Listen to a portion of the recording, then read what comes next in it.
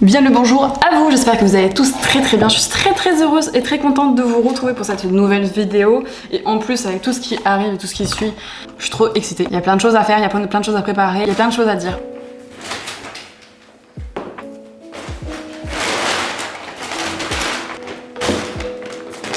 Aujourd'hui, nouvelle vidéo. À savoir que dans 10 jours, je vais à la Comic Con de Londres. La Comic Con de Londres, j'y suis déjà allée avec Elora, alias Owakita, au début d'année. Et d'ailleurs, il y a une vidéo qui est sortie dessus il y a quelques temps. Si ça t'intéresse d'aller la voir, parce qu'on va refaire ça. Numéro 2, volume 2, votre tante Elora avec votre tante Kay en retour en convention. Il faut que je fasse un post Insta qui regroupe toutes les conventions que je vais faire cette année, même si on n'a pas toutes, genre toutes comme si j'en avais 36 milliards. Non, on a 4. Mais c'est déjà bien 4, ok? Sachant qu'il y en a déjà eu 2 en début d'année. Ça fait 6 conventions en une année. Le compte est pas mal. Bref, j'ai fait cette convention, cette Comic Con, et elle s'est très bien passée, même si je pense qu'il y a quelques trucs qui est à revoir et que c'est ce sur quoi je travaille ces derniers mois, ces dernières semaines, ces derniers jours. Tu commences quelque chose, c'est normal que tu connaisses pas tout, qu'il y a des petits détails à revoir, des petites choses que tu ne pouvais pas savoir. Suite à cela, et ben, je suis en train de revoir un peu tout ça pour la Comic Con. D'ailleurs, si ça t'intéresse qu'on parle de préparer une convention, des trucs que j'amène en convention, enfin comment je fais pour les conventions, bah en soi, il y a déjà des choses à dire, et je pense qu'après ce mois, parce que j'ai des conventions de la fin du mois à début décembre, donc je pourrais te donner des conseils,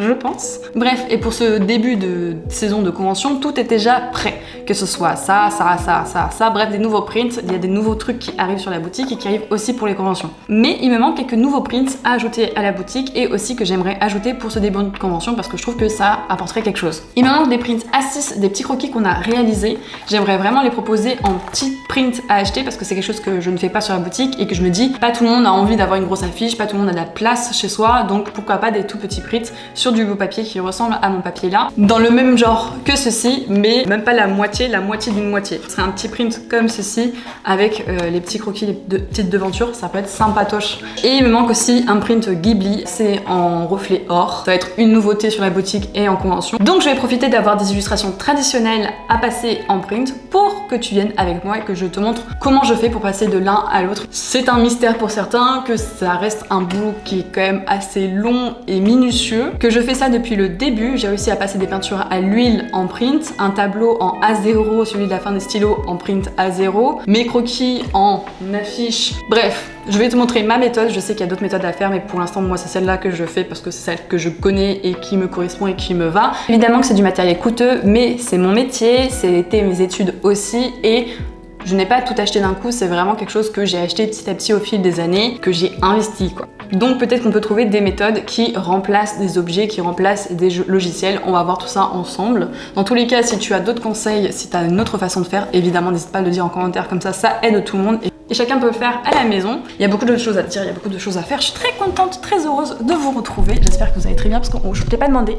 Moi je vais prendre mon petit café, voir si l'image est belle. Oui, je vous ai pas dit, elle est belle l'image, hein. Il est beau l'objectif, j'ai un nouvel objectif. Pas de vie mais de caméra. C'est flou maintenant derrière moi, vous voyez pas le bordel parce que là du coup, avec les préparations des conventions, avec les envois de Elora et ce que j'ai à faire aussi, c'est un foutoir ici. C'est parti pour cette nouvelle vidéo. Let's go. Vu que les derniers croquis sont déjà nettoyés, on va en profiter pour faire un nouveau. Et vu que je dois faire un croquis par jour pour TikTok, et ben ça tombe bien. En ce moment, je suis dans un délire grande maison, hyper élégante. Donc on va en faire une aujourd'hui aussi.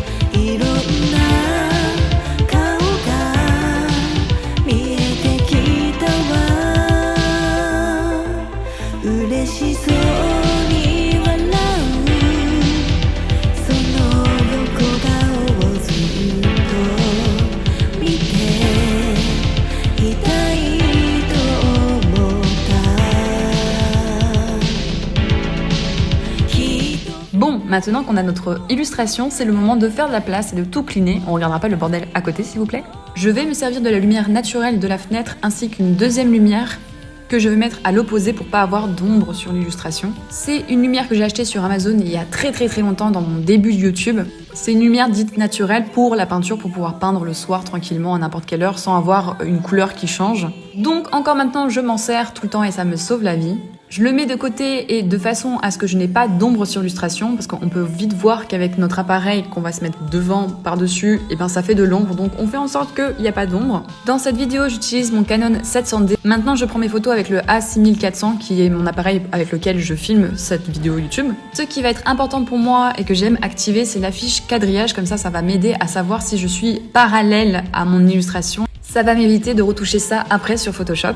Et deuxième point important, et ça m'a changé entièrement la vie depuis que j'ai découvert ça, pourquoi personne m'en avait parlé avant, c'est de tout simplement passer ces images en RAW. R-A-W, ça permet vraiment de retoucher ton image comme pas possible. Bref, prenons la photo qu'on a prise tout à l'heure. Donc voici les deux devantures qu'on a pris. Et oui, je paye Adobe. Et non, je ne craque pas. Mais je peux complètement comprendre que c'est un prix. Bref, quand j'ouvre ma photo, c'est cette fenêtre-là qui pop et maintenant je joue avec les détails. Je bidouille les réglages de base et les courbes. Généralement, je retire vibrance et saturation, comme ça me donne une image en noir et blanc. Et là maintenant, je vais essayer de monter l'exposition, de monter le ton clair et de baisser le noir. Comme ça, je garde des détails de dessin et je retire un peu le grain de la feuille. Mais voilà, c'est un équilibre à trouver entre ne pas cramer ton image dans le blanc et en même temps garder assez de détails d'illustration. C'est fait, je l'ouvre encore sur Photoshop. Et à ce moment-là, généralement, je vais ajouter un fond blanc pour avoir un peu une indication de quelle tonalité je dois me rapprocher le plus possible. Je retourne dans mon calque dessin et je prends la sélection pour supprimer en fait l'illustration la plus possible, mais pas là où il y a les dessins, là où c'est juste de la feuille blanche.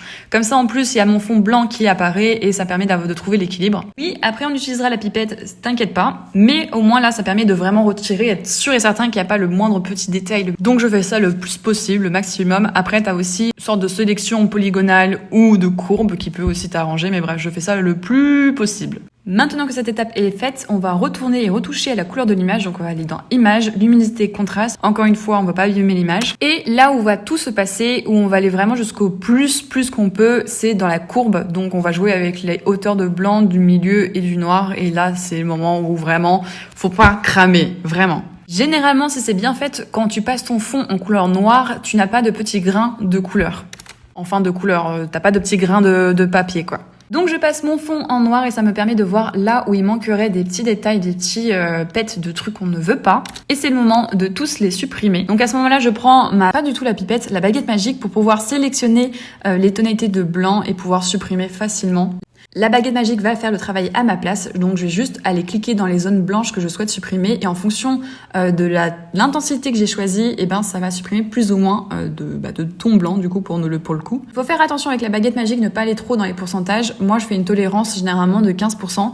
En dessous, vraiment il reste encore du fond blanc de la page et un peu plus au-dessus. Généralement ça supprime mes détails dans mon stylo ou dans mes ombres ou quoi. Donc voilà, je t'ai fait un petit exemple pour te montrer que voilà, ça dépend quoi. Donc 15% c'est très bien pour moi. Et c'est un moment qui peut durer très longtemps. Oui, faut vraiment y aller et prendre son temps. Une fois que ça nous plaît, que grosso merdo ça nous va, on laisse comme ça. On repasse le fond en blanc et on voit s'il n'y a pas des détails qu'on aurait loupés. J'ouvre un nouveau fichier en A6, donc vu que je vais faire une impression en A6, je laisse en 300 dpi et je passe en CMJN pour de l'impression. Mais que si tu vas l'envoyer, je tente un imprimeur. Là, par exemple, je vais le laisser en RVB parce que je vais me l'envoyer après sur l'iPad. J'ai fait l'erreur dans la vidéo, mais on dira pas. Bref, je l'importe et c'est à ce moment-là que tu as mal pris en photo. Si t'as pas été assez parallèle, tu vas pouvoir transformer ça dans transformation. Et voilà, maintenant je l'enregistre et je me l'envoie sur l'iPad. Donc la prochaine étape, c'est sur l'iPad. Savoir que cette étape, on peut le faire aussi sur ordinateur, mais moi je préfère, je trouve qu'on voit beaucoup mieux en fait les défauts.